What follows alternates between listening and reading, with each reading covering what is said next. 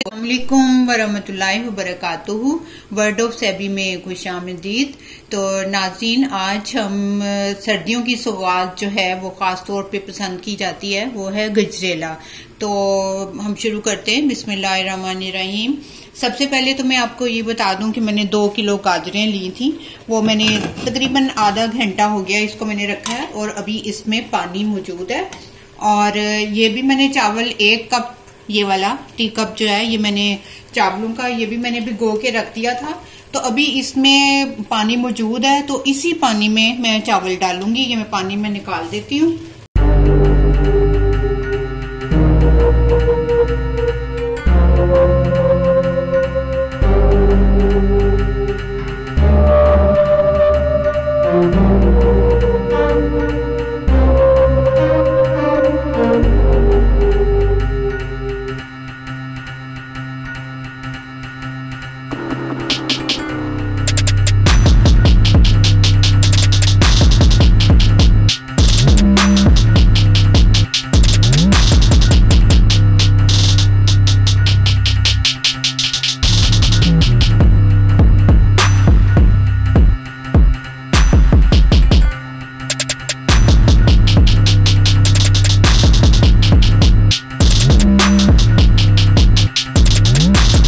ये रेडी हो गया है।